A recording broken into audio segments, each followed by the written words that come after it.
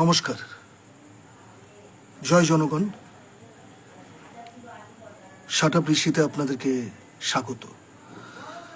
প্রচণ্ড গরম আর এই অদ্ভুত পরিস্থিতিতে আমার জনগণ লাইভেই এসে লাইভ করার কথা ছিল, কিন্তু আমার নিজের অ্যাকাউন্টে লাইভ করছি। তার কারণ হচ্ছে আরও বেশি সংখ্যক মানুষের কাছে যেন পৌঁছতে পারি, সেই কারণে। আসলে আজকে লাইভ যে করব, সেই লাইভের বিষয়বস্তু যারা ফেসবুকে আমার প্রোফাইল দেখেছেন, তাদের যখন আমি পোস্ট দিয়েছিলাম, সেক্ষেত্রে খানিকটা হলেও স্পষ্ট হয়েছে। কিন্তু এই লাইভটা ঠিক আমার মনে পড়ে যাচ্ছে প্রচুর দিন আগে, বেশ কয়েকদিন আগে, যখন এসএসসির চাকরি প্রার্থীরা দীর্ঘদিন ধরে ধর্নায় ছিলেন এবং 1000 দিন অতিক্রম করেছিলেন। সে সময় যে কষ্ট এবং বেদনা নিয়ে লাইভটা করেছিলাম, আজকেও সেই একই কষ্ট এবং বেদনা নিয়ে আমি এই লাইভটি করছি। আসলে খুব ছোটবেলায় আমার মা বাবারা বা আমাদের যারা গুরুজন, তারা একটা কথা বলতেন, মন দিয়ে লেখাপড়া করে যেই জন, বড় হয়ে গাড়ি ঘোড়া চড়বে সেজন। আজকে এই কথাটা কি অস্বাভাবিকভাবে এবং বেদনাদায়কভাবে ভুল প্রমাণিত হচ্ছে। ভুল প্রমাণিত হচ্ছে এই কারণে যে আজকের সময় দাঁড়িয়ে মন দিয়ে লেখাপড়া করে যেই জন, বড় হয়ে আর গাড়ি ঘোড়া চাপার তো কোনো সম্ভাবনা তো নেই। এর পাশাপাশি যেটা রয়েছে সেটা হচ্ছে গাড়ি চাপা পড়ার সম্ভাবনা, ক্যারিয়ার চাপা পড়ার সম্ভাবনা। হ্যাঁ, আমি কথা বলছি নিট নিয়ে। নিট কি, যারা আপনারা জানেন তাদের জন্য বলছি না, কিন্তু যারা জানেন না তাদের জন্য বলছি। উচ্চ মাধ্যমিক বা 10+2 বোর্ড এক্সাম পাশ করার পর কিছু ছাত্রছাত্রী যারা সায়েন্সে থাকেন, আমিও যেহেতু সায়েন্সের ছাত্র ছিলাম, সেই ছাত্রছাত্রীর মধ্যে কিছু ছাত্রছাত্রী ইঞ্জিনিয়ারিংয়ের দিকে যান, আর কিছু ছাত্রছাত্রী মেডিকেলের দিকে যান। তো মেডিকেল এর ক্ষেত্রে সর্বভারতীয় একটি পরীক্ষা হয়। এই পরীক্ষার নাম হচ্ছে নিট, NEET। আর আমাদের রাজ্যে, পশ্চিমবঙ্গে, যেভাবে স্কুল সার্ভিস কমিশন নিয়ন্ত্রণ করে এসএসসি নামক একটি বোর্ড, বা পিএসসি নামক একটি বোর্ড পাবলিক সার্ভিস কমিশনকে নিয়ন্ত্রণ করে, তেমনি এক্ষেত্রেও যেটা ঘটে সেটা হচ্ছে যে এই পুরো প্রক্রিয়াকে জাতীয় স্তরে যারা দেখভাল করে এবং নিয়ন্ত্রণ করে, যাদের সমস্ত দায়িত্ব থাকে, সেই সংস্থার নাম হচ্ছে NTA, ন্যাশনাল টেস্টিং এজেন্সি।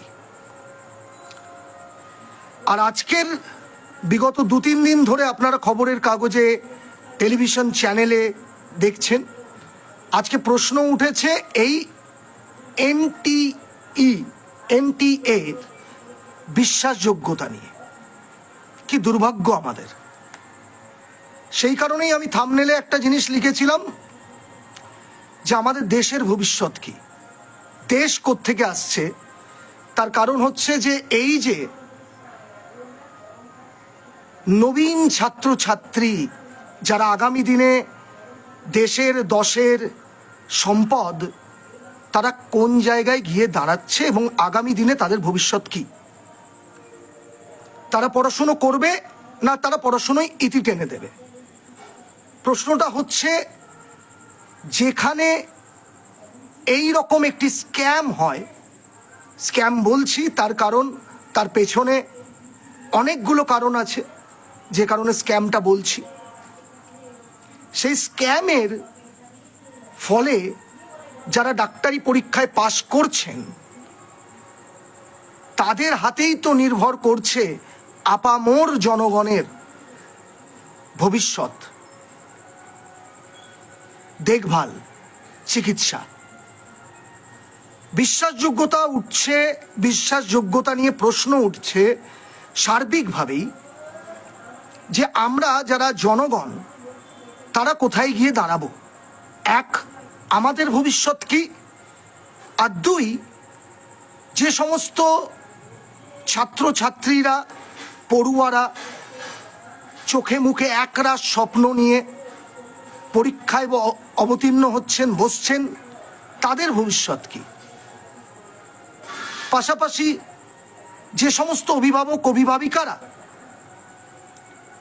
বিভিন্নভাবে, বিভিন্ন স্তরের অভিভাবক অভিভাবিকা যারা গার্জিয়ান আছেন, তারা যে সমস্ত টাকা পয়সা খরচ করে, তারা যে ধরনের টিউশন দিয়ে নিজেরা দুবেলা দুমুঠো কম খেয়ে তার ছেলে বা মেয়েকে ডক্টর বানানোর স্বপ্ন নিয়ে বিভিন্ন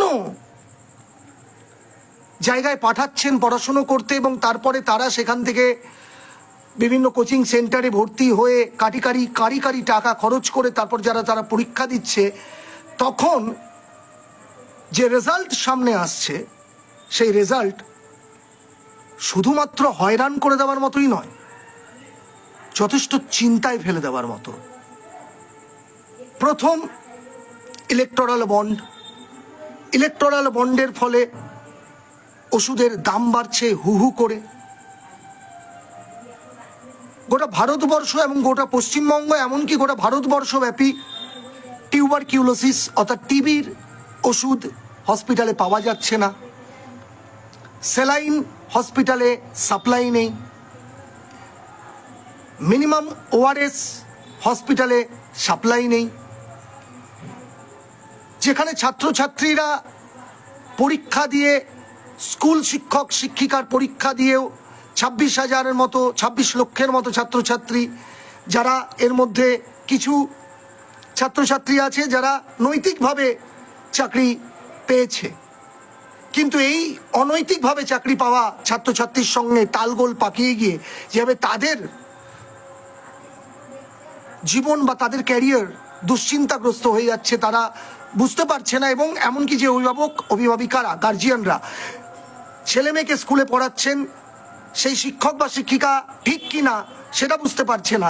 ঠিক একইভাবে কেন্দ্র সরকারের তৈরি করা, ভারতবর্ষের কেন্দ্র সরকারের বিজেপি শাসনাধীন কেন্দ্রীয় সরকারের যে এনটিএ, এই এনটিএও একইভাবে ফেল করছে।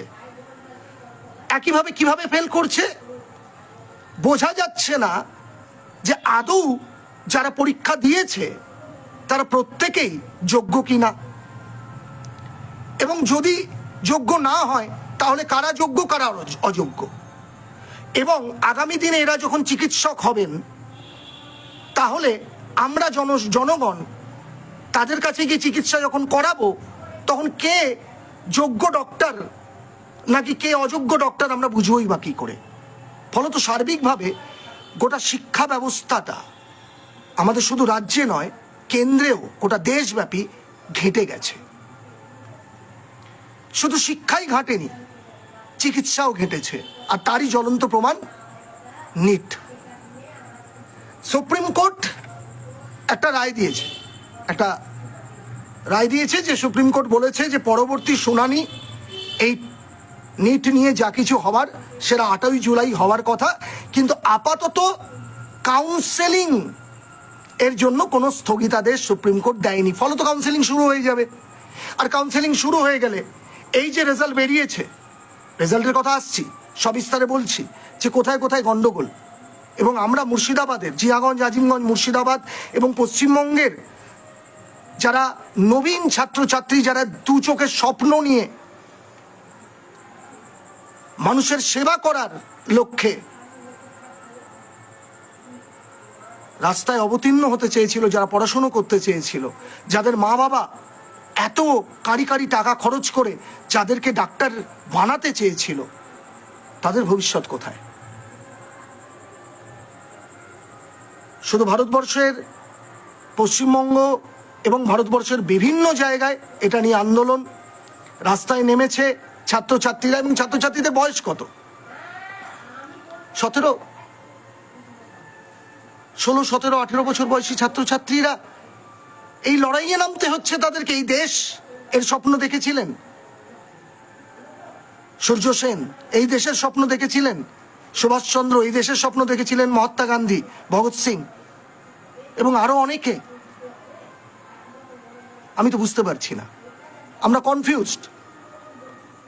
তাই আজকের এই লাইভটা যথেষ্ট হতাশাজনক একটি লাইভ, এবং গা শিউড়ে ওঠার মতো লাইভ, চিৎকার করার মতো লাইভ, রাস্তায় নামার মতো লাইভ, এবং আমাদের ভবিষ্যৎকে সুনিশ্চিত করার জন্য এই লাইভ। কষ্ট হয়, কারণ আমি যখন প্রাথমিক শিক্ষক ছিলাম, যখন স্কুলে যেতাম, তখন আমার ছাত্রছাত্রীদের যে কথাগুলো বলতাম, আজকে সমস্ত কথা মিথ্যে বলে মনে হচ্ছে। আমাদের অভিভাবকরা, আমাদের মা বাবারা আমাদেরকে যে কথাগুলো বলেছিলেন, মিথ্যে বলে মনে হচ্ছে। কি আমরা কি দিন দিয়ে গেলাম আগামী প্রজন্মকে, যেখানে একটা সর্বভারতীয় চিকিৎসক হওয়ার পরীক্ষায় দুর্নীতির অভিযোগ ওঠে, একের পর এক ঘটনার কথা সামনে আসে। ঘটনাটা খুলে বলছি। সুপ্রিম কোর্ট এই মুহূর্তে এনটিএ, অর্থাৎ যারা এই পুরো প্রক্রিয়াটা পরিচালনা করে, এনটিএ, তাদেরকে এবং কেন্দ্রীয় সরকারকে হলফনামা জমা দিতে বলেছে। সুপ্রিম কোর্ট এই কথা বলেছে। কিন্তু কেন বলেছে, কি ঘটনা ঘটেছে? ঘটনাটা হচ্ছে যে প্রায় 20 লক্ষ ছাত্রছাত্রী এবছর নিট পরীক্ষা দিয়েছিলেন, নিটে অংশগ্রহণ করেছিলেন। এবং এই নিটের কিরকম ভাবে প্রশ্নপত্রটা সাজানো হয় সেটা খানিকটা আপনারা যারা জানেন না তাদের জন্য বলছি। যেখানে মূলত এমসিকিউ ফর্মে প্রশ্নপত্র থাকে। এবার 200 মিনিটের মধ্যে 180টি প্রশ্নের উত্তর দিতে হয়।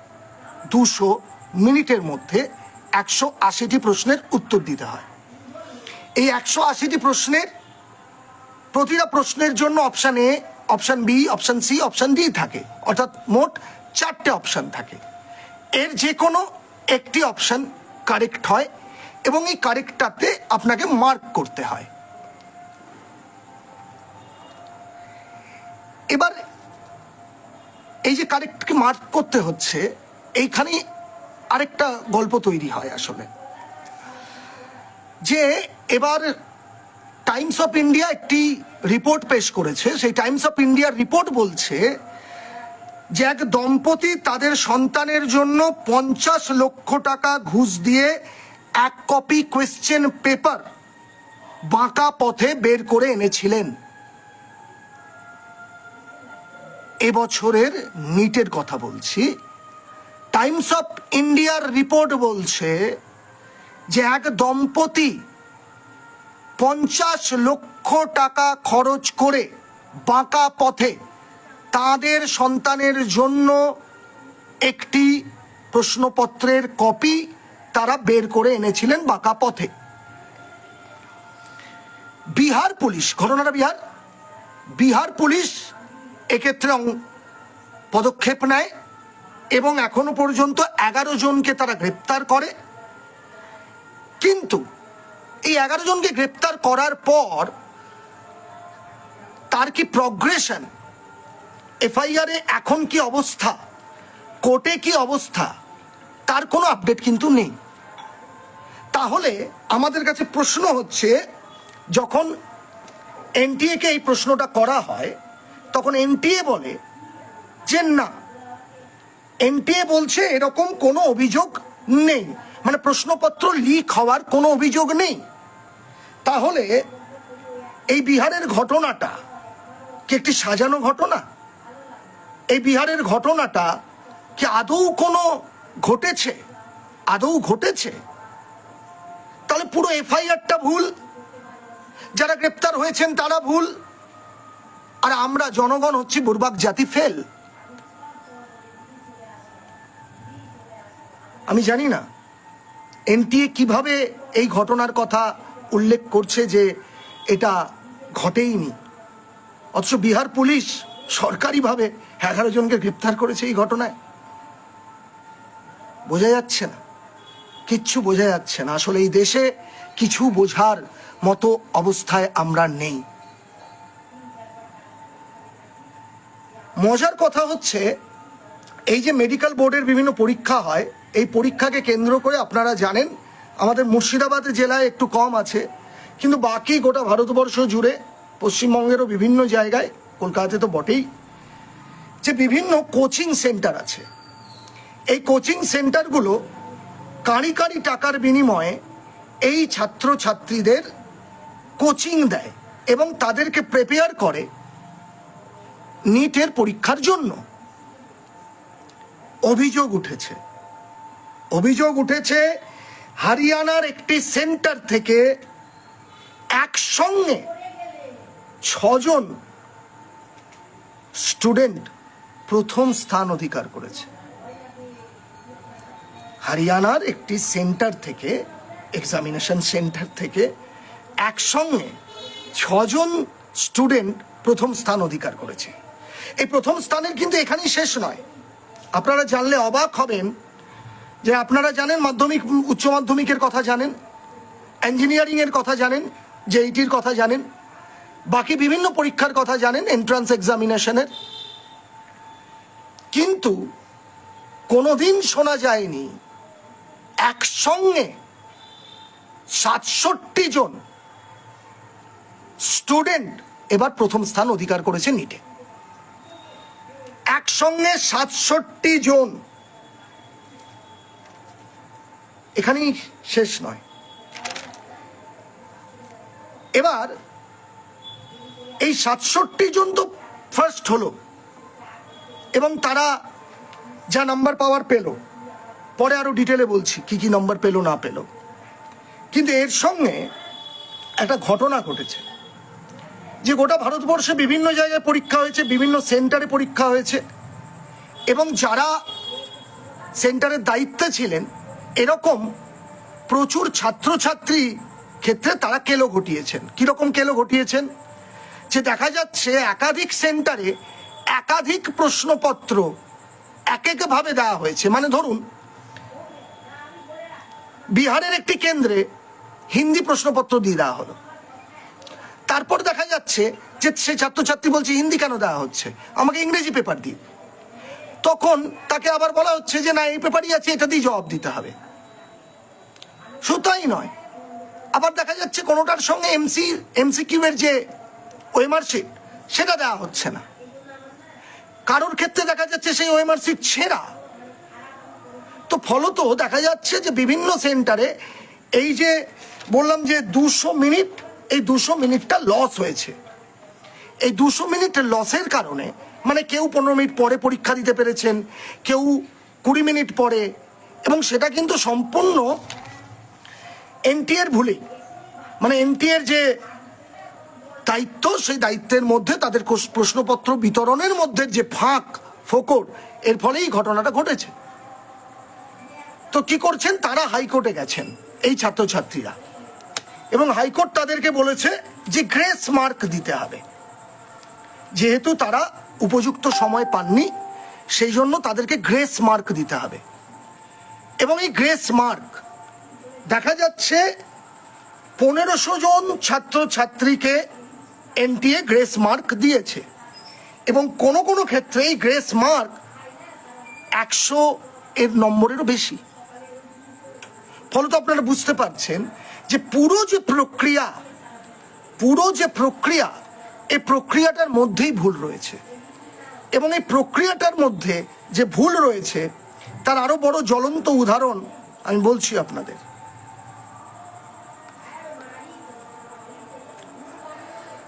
এই জ্বলন্ত উদাহরণের ফলে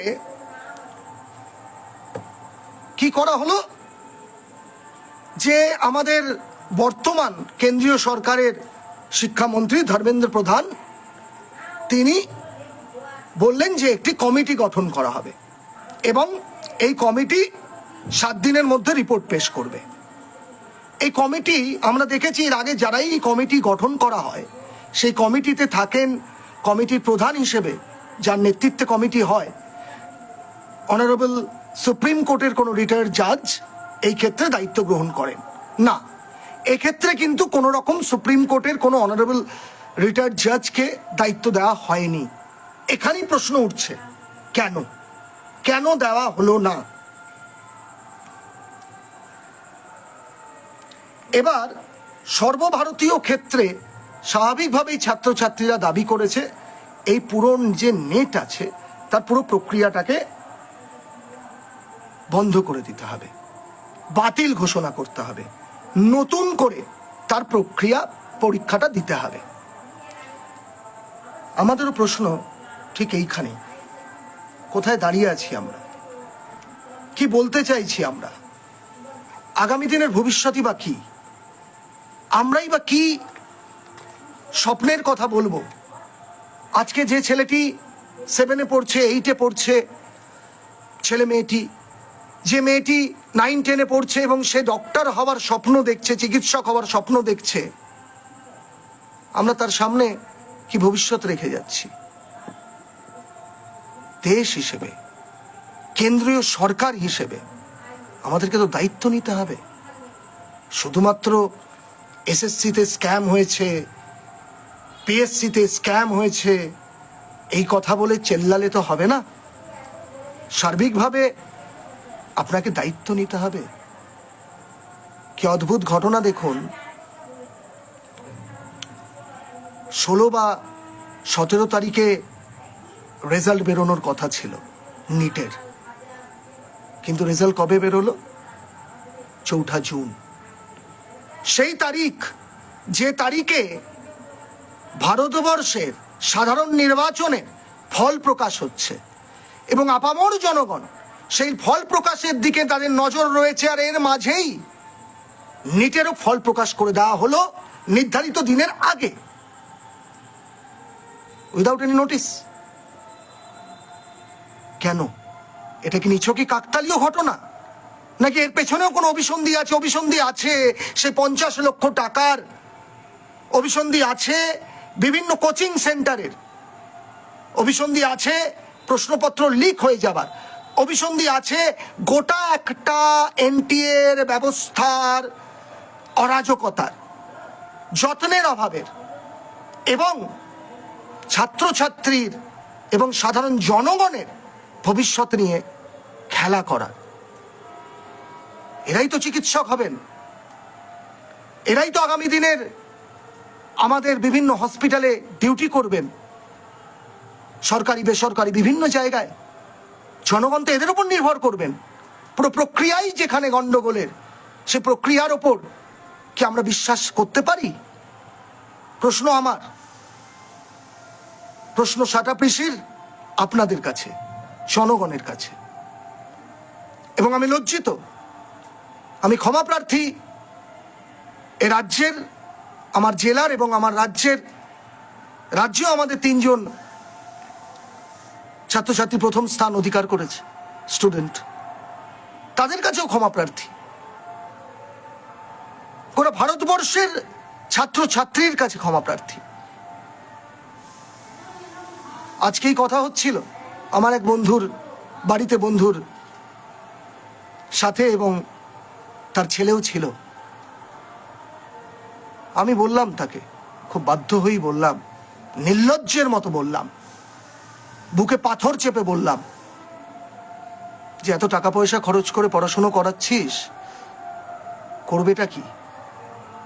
সত্যিই তো পিএসসির কোয়েশ্চেন পেপার লিক হয়ে যায়, ফুড সাপ্লাইয়ের কোয়েশ্চেন পেপার লিক হয়ে যায়, এসএসসির দুর্নীতিতে বোঝাই যায় না কে আসল শিক্ষক কে নকল শিক্ষক। নিটের পুরো প্রক্রিয়াটাই গন্ডগোলের। কোথায় দাঁড়িয়ে আছি আমরা? এ বিষয়ে আমাদেরকে পদক্ষেপ নিতে হবে। আমাদেরকে প্রশ্ন করতে হবে,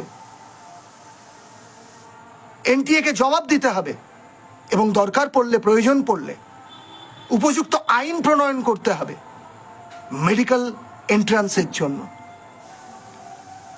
যদি আপনারা অক্ষম হন তাহলে আপনাদেরকে প্রেস বিজ্ঞপ্তি দিতে হবে এনটিএ এবং কেন্দ্রীয় সরকারকে, যে আমরা অক্ষম, আমরা পারলাম না, দেশের ভবিষ্যৎকে সুরক্ষিত করতে আমরা ফেল করেছি, ফেইল্ড হয়েছি।